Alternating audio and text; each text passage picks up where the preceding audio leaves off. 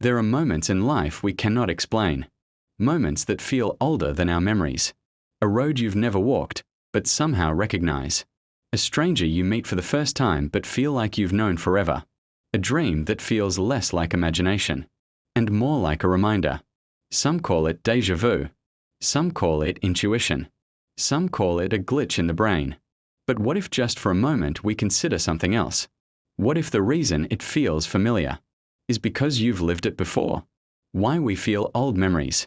Humans have felt this sensation for thousands of years. Ancient cultures believed the soul does not begin with birth. It continues from life to life, body to body, century to century. In Hindu philosophy, the soul is like a traveler, changing clothes at the end of each lifetime. In Buddhism, life is a cycle, an endless wheel of birth and rebirth. Ancient Greek philosophers believed the soul forgets its past when entering a new body. But sometimes, little fragments break through. Even modern psychology has its theories. Carl Jung believed we all share a collective unconscious, patterns and memories inherited from people long before us. So when we feel a mysterious connection, is it just instinct? Or is it something deeper? Something older? The philosophy of eternal return. Then there is the idea of eternal return, a philosophy shared by many ancient cultures, and later explored by the thinker Friedrich Nietzsche. It suggests that the universe repeats itself endlessly. Every life you live, you've already lived. Every choice you make, you've already made. Again and again, across infinite cycles of time. If that is true, then déjà vu is not an accident. It is an echo.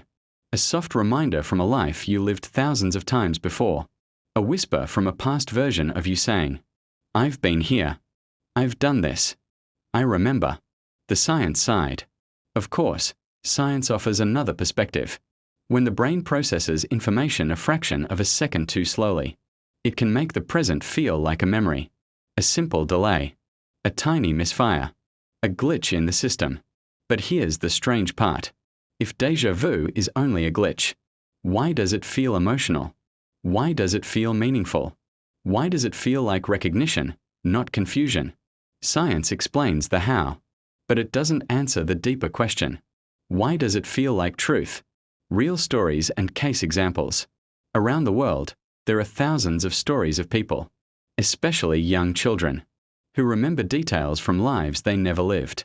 Names, places, events, fears they were never taught, skills they never learned.